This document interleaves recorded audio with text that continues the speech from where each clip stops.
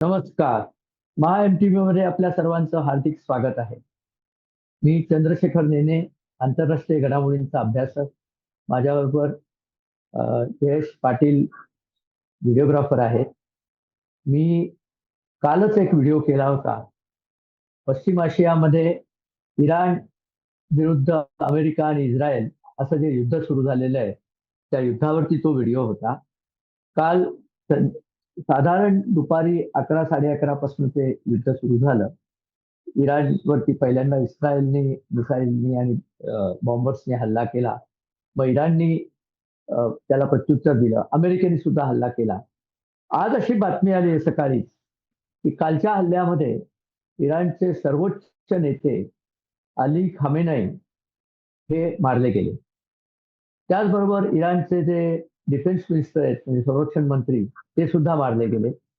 आणि याचा अर्थ थोडासा असा आहे, की इराणची सर्वोच्च जे नेतृत्व गट होता, त्यातले काही लोक एकदम मारले गेले. तर असं सध्या फिरतंय सगळीकडे बातमी, की इस्रायल आणि अमेरिकेनी, विशेष करून इस्रायलच्या मोसादनी कायम पाळत ठेवून ही लोक एकत्र एका वेळेला कुठे आणि कधी जमतील याची माहिती घेतली होती. आणि ती माहिती अर्थात यांच्यातल्याच कोणीतरी फोडली असणार. आणि ते सगळे एका मीटिंग करता एका विशिष्ट ऑफिसमध्ये पळा झाल्यावर नेमकं त्या ऑफिसवर नेम धरून बॉम्ब टाकण्यात आलेला आहे. मिसाईल टाकला, बॉम्ब टाकलं, आपल्याला नेमकं माहित नाही. त्यामुळे एकदम एका फटक्यात बरेच जण मेले. असं सांगतात की खामेनेई यांची मुलगी, त्यांचे नात हे सुद्धा मेलेले. आणि आता इराणमध्ये 40 दिवसाचा दुखवटा जाहीर झालाय. पण इराणी नेतृत्वाने सांगितलंय की खामेनेई जरी मेले असले तरी आमचा अमेरिकेवरचा राग काही गेलेला नाहीये आणि आम्ही या मृत्यूचा बदला जरूर घेऊ. आणि ते करण्याच्या बद्दल आपण बघितलं असेल की यांनी 7 देशांमध्ये, पश्चिम आशियामधल्या 7 देशात जिथे जिथे अमेरिकेच्या सैन्याचे तळ आहेत, त्या तळांवरती हल्ले चालू केले.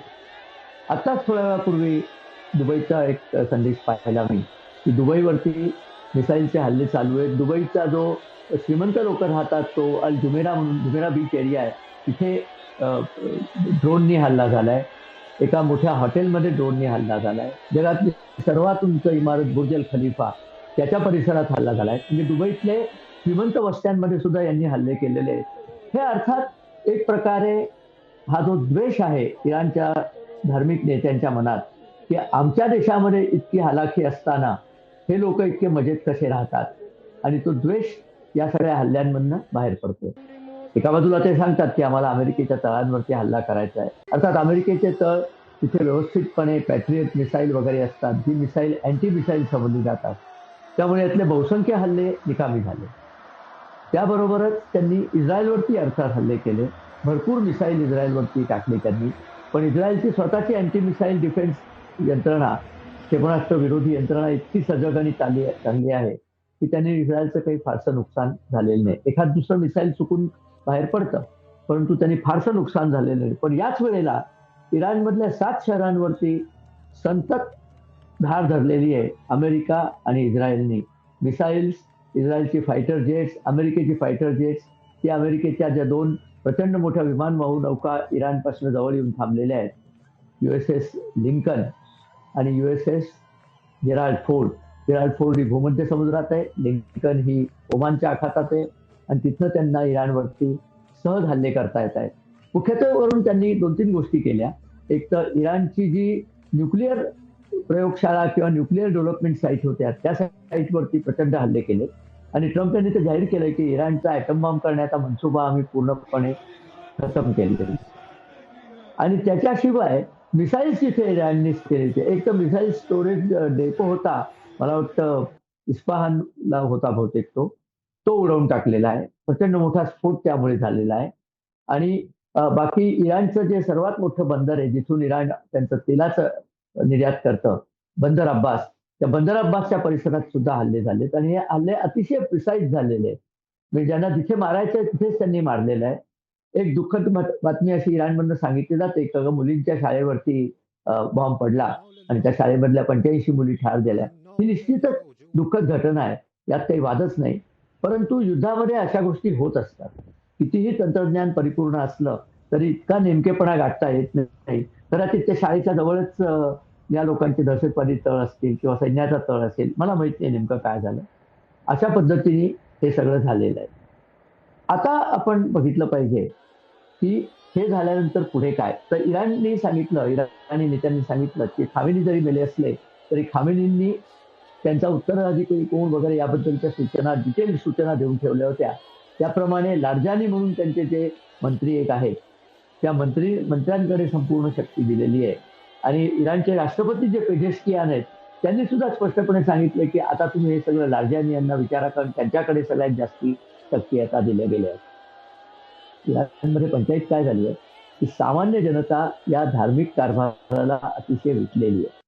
आणि इतकी विटलेली आहे, की खामेनी यांचा एक पुतळा होता तेहरानमध्ये, तो सुद्धा यांनी चोरून खाली पाडून टाकलेला आहे. आणि त्यांना फार इच्छा आहे, की यांचं हे जे जुलमी शासन आहे, जे हुकुमशाही शासन आहे, ज्यांनी देशाला भिकेला लावलेलं आहे, देश मात्र खरोखर भिकेला लागला आहे.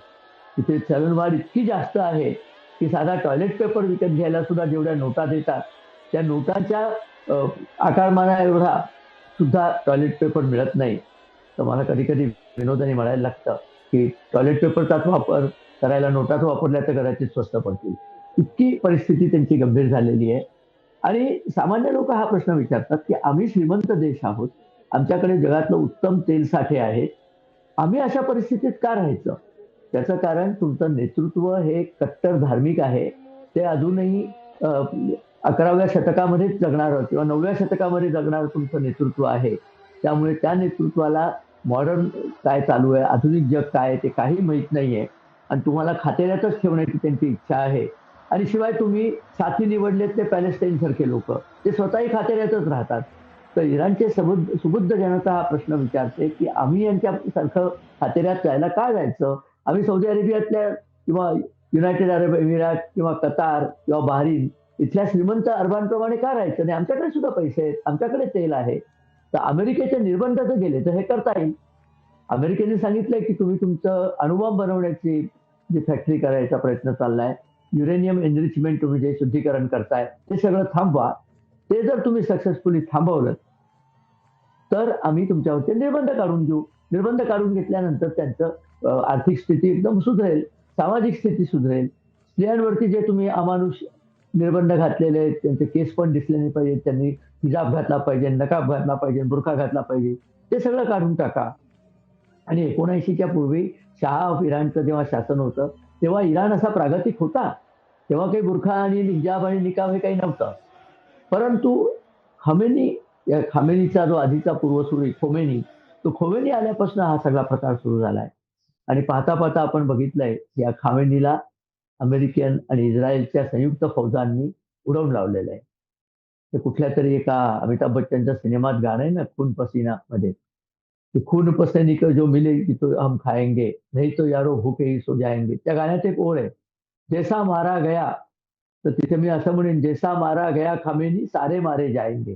कारण अमेरिकेने सांगितलंच आहे, की आता कट्टर नेते जर इराणला अजून पाहिजे असले, तर आम्ही त्यांना सोडणार नाही. इराणनी लोकशाहीकडे वाटचाल करावी.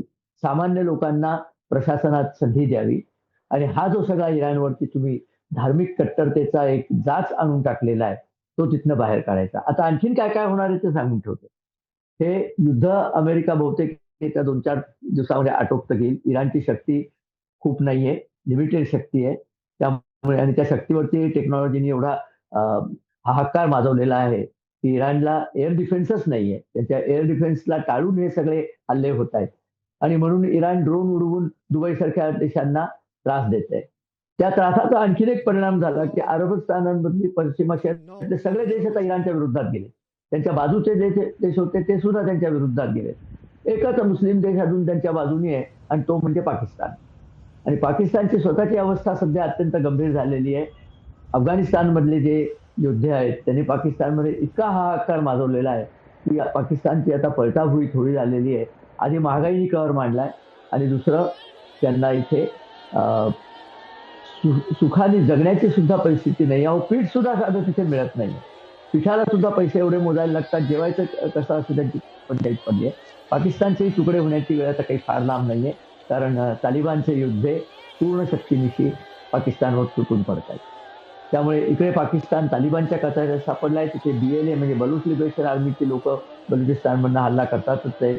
इराणची सगळी वाट लागलेली आहे. हे सगळ्या भारताच्या दृष्टीने अनुकूल गोष्टी होत आहेत असं मी म्हणेन. आणि एक तुम्ही बघितलं असेल, कालही मी याचा उल्लेख केला होता की पंतप्रधान नरेंद्र मोदी आणि नेतान्याहू यांची एक जी ऐतिहासिक भेट झाली परवा. ती भेट संपवून मोदी भारतात परत आले आणि लगेच युद्धाचा भडका उडाला.